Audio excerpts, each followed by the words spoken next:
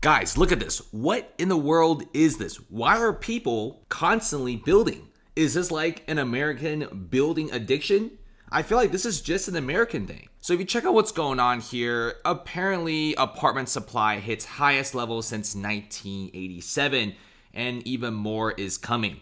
So if you look at, throughout history, you have like this huge decrease of available apartments and apartment completions, right? You know how during like 2015, 2016, 2017, the few years before the pandemic, everyone was just talking about how they just can't find an apartment for rent. Well, now people have so many apartments to choose from that landlords are offering some insane incentives to get people to rent their unit.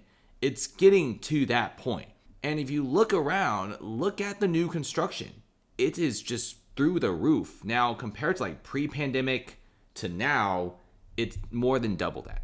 In fact, construction boom is so bad.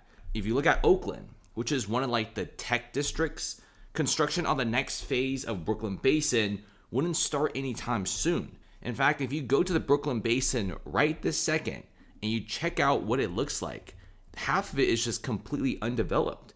Look at the Brooklyn Basin. So you have about maybe 5 to 6 apartment complexes. They could still build 5 massive apartments more, but the developers like, we need to stop. Developers are literally destroying themselves. In the past, the more you build, the more you rent, the more money you make, because there was like a massive apartment shortage. But now it seems like the more you make, there's less people. I've never heard somewhere in the Bay Area where developers bought a huge plot of land like this and decided to stop building because most of their apartments, when they're built, is mostly empty. Places like Oakland, even though it's pretty bad, before the pandemic, when tech was booming, people were willing to be doing $4,000 for a 1-bedroom in a cracked out district in Oakland. Now, you got to offer like 3 months of free rent as an incentive, a Starbucks gift card, and free parking before anybody wants to rent your apartment.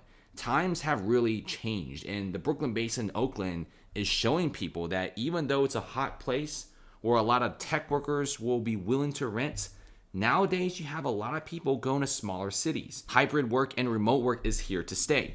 Look at here. The looming crash in multifamily rents is a hard landing inbound. We're already seeing some of the most infamous guys on the internet having their multifamily properties going through foreclosure. One of them is going to be Grant Cardone, which many people are saying that is undergoing a $500 million foreclosure, mostly rental properties. Now, a lot of these landlords are pretty smart. They wouldn't really go in and buy commercial and office real estate because that's worse than buying like those crappy crypto coins. A lot of these guys are swooping in and buying multifamily, which is actually pretty smart.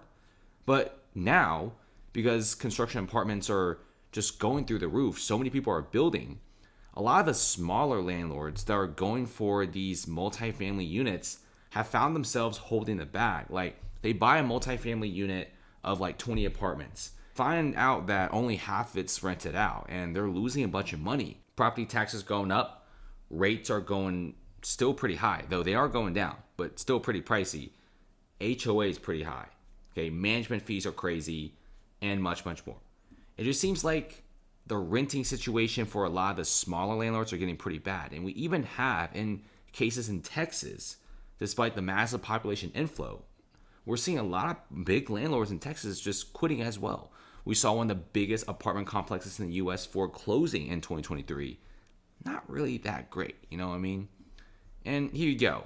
U.S. rents drop for the 3rd straight month as apartment construction booms. Rising supply and vacancies are motivating landlords to lower asking prices, particularly in the South and in the West. And let me tell you guys, especially in California, rents are finally falling, guys. Give a sign of relief. I know a lot of guys out there who are struggling with rents, but rents in many of the biggest U.S. cities are going up. But, data like this is also a little bit, biased as well. It's mostly the super big cities that are experiencing a massive downgrade in rent. And if you look at the cities where there is like not a lot of people, rents are actually holding pretty steady.